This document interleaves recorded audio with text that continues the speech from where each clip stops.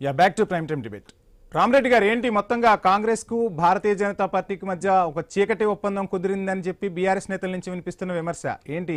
ఇందులో ఎంతవరకు వాస్తవం ఉంది? ఏం చెప్పదలుచుకున్నారు?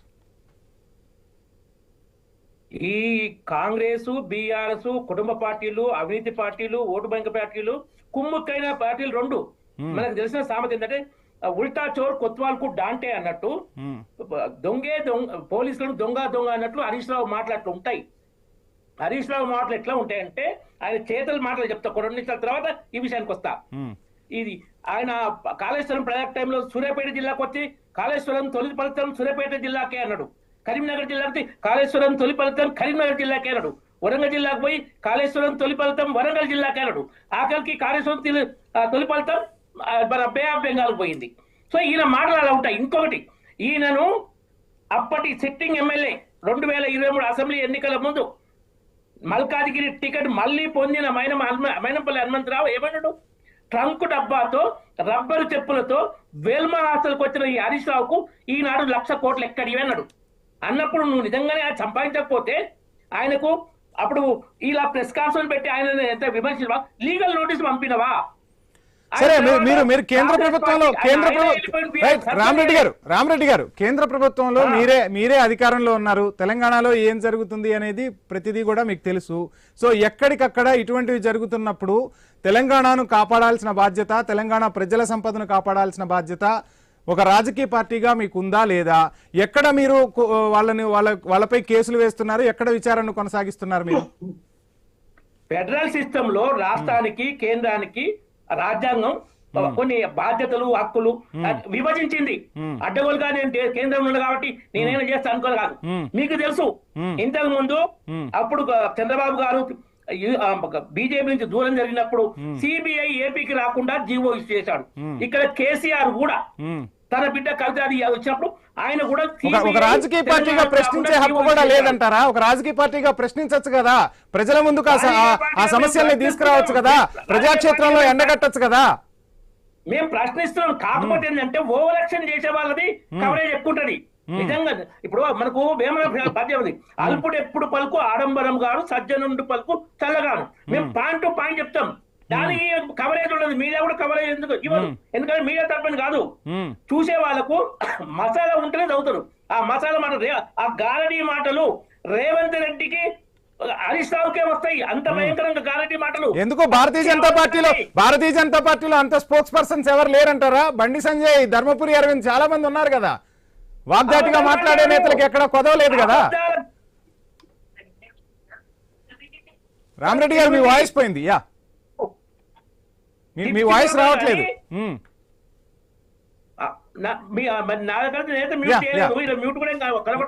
కంటిన్యూ చేయండి, వస్తుంది. ఇప్పుడు మా వాళ్ళు రఘునందన్ రావు గారు అద్భుతమైన స్పీచ్ ఇస్తారు, కిషన్ రెడ్డి గారు ఉన్నట్టు మాట్లాడతారు, బండి సంజయ్ గారు ఒక విధంగా ఎవరికైనా సమాధానం చెప్తారు, అరవింద్ గారు డొంకదిరిగా అంటే ఒక సెటైర్లు వేస్తుంటారు. ఎవరి సామర్థ్యం వాళ్ళకుంది. కానీ గారడీ మాటలు, బోలదోపు మాటలు రేవంత్ రెడ్డి, హరీష్ రావు లాగా మా వాళ్ళు మాట్లాడరు. ఎందుకంటే బీజేపీ విధానం కాదది. వీళ్ళు అట్నే మాట్లాడతారు. ఇప్పుడు కాళేశ్వరం దోపిడీ, ఆ ప్రాజెక్టు అది కుంగిపోయింది. సరే, నేను అడిగిన క్వశ్చన్ ఆన్సర్ రాలేదు. అదే చెప్తున్నా, దొంగ వీళ్ళు కుమ్ముక్కై బీజేపీ వీళ్ళతో కుమ్ముక్క కాదు. పరిధులు ఉంటాయి, పరిధిలో పని చేస్తుంది. ఇంకొక ముఖ్యమైన దీనికి ఆన్సర్ చెప్పి ఇంకోటి, అమిత్ షా గారు స్పష్టంగా చెప్పారు హోంమంత్రిగా, సిబిఐ 2 విధాలుగానే కేసు తీసుకుంటుంది. ఒకటి, ఆ కన్సర్న్ డిపార్ట్మెంటా గవర్నమెంటా రిక్వెస్ట్ చేయాలి. ఢిల్లీ అయితే ఆయన ఉన్నట్టుగా వేరే ఆఫీసర్ వాళ్ళు కానీ, ఇక్కడైతే రాష్ట్ర ప్రభుత్వం కానీ, లేదా డిపార్ట్మెంట్ ఒకటి. 2, సుప్రీంకోర్టు కానీ హైకోర్టు కానీ ఆదేశించాలి. ఈ 2 పద్ధతులనే కేసు తీసుకుంటది. ప్రైమ్ మినిస్టర్ ఇష్టం ఉన్నా అనుకున్నా తీసుకోదు, క్యాబినెట్ అనుకున్నా తీసుకోదు, హోమ్ మినిస్టర్ అనుకున్నా తీసుకోరు. చాలా మంది తెలియదు ఈ విషయం. ఇది హోమ్ మినిస్టర్ అమిత్ షా గారు ఎన్నోసార్లు చెప్పారు. కాబట్టి ఇక కేంద్రంలో ఉన్నది ఏమైనా చేయొచ్చు అనుకుంటే మనకు అవగాహన లేనట్లే అది. ఇప్పుడు ఈ విషయంలో, ఈ కుంభకోణం విషయంలో వీళ్ళది పెట్టిన విధానమే దాని ఏది ఫీల్డ్ విజిట్ అండ్ సర్టిఫికేట్. ఆ పాయింట్ పెట్టడంలోనే ఎవరెవరు వస్తున్నారు, ఎవరు టెండర్లు వేద్దాం అనుకుంటున్నారు, ఎవరికి సర్టిఫికేట్ ఇవ్వాలి, ఎవరికి ఇవ్వకూడదు, ఎవరికి పోటీ వచ్చే అవకాశం ఉంది.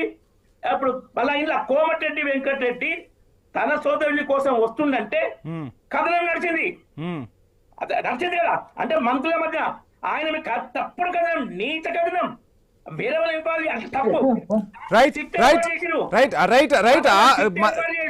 రామరెడ్డి గారు మీకు ఒక చిన్న సూచన ప్రజలకు జరిగింది తెలుసు, దాని గురించి మనం చర్చించాల్సిన అవసరం లేదు. ఇప్పుడు ఏం జరుగుతుంది అనే పాయింట్ మీదే ఈ రోజు మనం డిబేట్ ని కంటిన్యూ చేద్దాం. దయచేసి గతాన్ని ఎక్కడా కూడా తువ్వుకునే ప్రయత్నం చేయొద్దు. ఇప్పుడు అసలు ఏంటి అంటే ప్రజలకు ఒక వాస్తవం తెలిసే ప్రయత్నం చేయాలి. ఎందుకంటే సింగరేణి అనేది తెలంగాణ ప్రజల సొత్తు, మనకు ప్రకృతి ఇచ్చిన ఒక వరం. సిరులకు గని సింగరేణి అని చెప్పుకుంటాం. సో ఆ సింగరేణిని పరిరక్షించుకోవాల్సిన బాధ్యత ప్రజలపై ఉంది, ప్రభుత్వాలపై ఉంది, ప్రతిపక్షాలపై ఉంది, మీడియాపై ఉంది. కాబట్టి సో సింగరేణిని కాపాడుకోవాల్సిన బాధ్యత, ప్రకృతి మనకు ప్రసాదించిన గనులు ఏవైతే ఉన్నాయో వాటిని తెలంగాణ ప్రయోజనాలకు ఏ విధంగా వాడుకోవాలి, ఏ విధంగా వెళ్తే ముందుకు మంచిది అనే దాని మీదే మనం చర్చను కొనసాగిద్దామని చెప్పి ఐ న్యూస్ మీకు విజ్ఞప్తి చేస్తోంది. రైట్. అదే ఆ మంత్రుల మధ్యన ఘర్షణ, ఆ అవినీతిని ఇంతకుముందు మీరు చెప్పిన అన్ని కరెక్ట్. ఏది మేడారం టెండర్లు కానీ, ఆ ఓలోగ్రామ్ది కానీ, తర్వాత సినిమాటోగ్రఫీ కానీ, ఇవన్నీ బహిరంగ ఓపెన్ గా చెప్పినాయి, బయట తెలిసినాయి. సో ఇంకొకటి ఇలా ఏంటంటే మనకు తెలిసింది, మీకు కావాలంటే ఎవిడెన్స్ కూడా ఇస్తా. రేవంత్ రెడ్డి చెప్పిండు కాంగ్రెస్ అంటేనే అవినీతి. గతంలో 100 కోట్లు 1000 కోట్లు 100 కోట్లు ఉన్నాయి, ఇప్పుడు 1000 కోట్లు దాని లక్షల కోట్లు పోయిందని రాష్ట్రాల పేర్లు అన్ని చెప్పిండు రేవంత్ రెడ్డి. ఎప్పుడు కాంగ్రెస్ లోకి వచ్చాక, కాంగ్రెస్ లోకి రాకుండా ఎప్పుడు ఎప్పుడా మీకు మరి మీకు కావాలంటే వినిపిస్తాయి ఎప్పుడన్నా ఎప్పుడు అన్నా 100 కోట్ల కుంభకోణాలు ఉండేది, ఇప్పుడు 1000 దాటితో లక్షల కోట్ల కుంభకోణానికి వచ్చింది. కాంగ్రెస్ పార్టీ సాధించిన ఘనత రేవంత్ రెడ్డి ఓల్డ్ వీడియో అన్నట్లు అనిపిస్తుంది. మరి అక్కడ ఎక్కడ అధికారం ఇదేదో కాంగ్రెస్ పార్టీ ఆయన చిన్నపిల్లగాడు ఉన్నప్పుడు టీడీపీ ఉన్నప్పుడు మాట్లాడినట్టున్నాడు. రైట్. రామరెడ్డి గారు మాట్లాడదాం. చిన్నపిల్లగాడు టీడీపీలో ఎవరు చెప్పింది అనేది ఇంపార్టెంట్, ఎప్పుడు చెప్పింది అనేది కాదు, ఎవరు చెప్పిర్రు. ఇదే ముఖ్యమంత్రి, ఆయన ఇప్పుడు ముఖ్యమంత్రి కాంగ్రెస్ కు, గవర్నమెంట్ కు. అవును, ఓకే. కాబట్టి ఈ అవినీతి మృత్యుంజయ్ గారు ఏంటి ఏమైనా సబ్మిషన్ ఉందా? అవినీతి అనేది అంటే అట్లా కాదు. ఇప్పుడు రామరెడ్డి గారు ఒక్క నిమిషం. రామరెడ్డి గారు, మృత్యుంజయ్ గారు చిన్న సబ్మిషన్. రామరెడ్డి గారు ప్లీజ్ హోల్డ్ ఒక చిన్న సబ్మిషన్. ఇప్పుడు నేనేమంటున్నా అంటే బొగ్గు గనుల మీద ఎటువంటి అవినీతి జరిగింది అనేది స్పష్టంగా చెప్పగలిగితే చెప్పండి. ఇగో ఫలానా అవినీతి జరిగింది అంతే తప్ప ఇప్పుడు రేవంత్ రెడ్డి ఎప్పుడో మాట్లాడాడు, ఎప్పుడో ఆయన ఎప్పుడో టీడీపీలో జడ్పీటీసీ ఉన్నప్పుడు మాట్లాడిన ముచ్చట్లు ఇప్పుడు ఇవాళ చెప్తే, ఇప్పుడు ఏ పార్టీ నుంచి ఎవడెవడు ఏ పార్టీలో 20 సంవత్సరాల మారిండు లెక్కలు తీస్తే భారతం అంత లెక్క. కాబట్టి నేను ఈ పార్టీలో కూడా అనేక మంది నీ పార్టీలో కూడా జడ్పీటీసీ ఉన్నప్పుడు మరి సరే ఎమ్మెల్యే కూడా కావచ్చు, ఏ పార్టీ నుంచి ఉన్నాడో ఎప్పుడు అసలు ఆరోపణ మీ ఇద్దరి మీద కదా, మీ ఇద్దరు కలిసి కుమ్మక్కై చేస్తున్నారని కదా. ఇప్పుడు కోరు మాటలు మాట్లాడతాడు. అది నీకు నేను ఎగ్జాంపుల్స్ కూడా ఇచ్చినా. నేనేమంటున్నా, ఒకవేళ నేను ఒక మాట మాట్లాడతా. భారతీయ జనతా పార్టీ కాంగ్రెస్ పార్టీ రెండు ఈ దేశంలో కుమ్ముక్కైనాయని ఏ పిచ్చివాడైనా అనుకుంటే ఈ దేశంలో మరొక పార్టీకి అసలు బతికే లేదు, వాళ్ళ ఉనికి ఉండదు. ఏ పార్టీ దేశంలో బతకదు. రామరెడ్డి గారు, మృత్యుంజయ్ గారు మాట్లాడదాం. మళ్ళీ టైం ఇస్తాను మీ ఇద్దరికి. మాట్లాడదాం మీ ఇద్దరికి టైం ఇస్తాను. Seshu sir, good evening. మొత్తంగా చూస్తున్నాం సింగరేణి గురించి.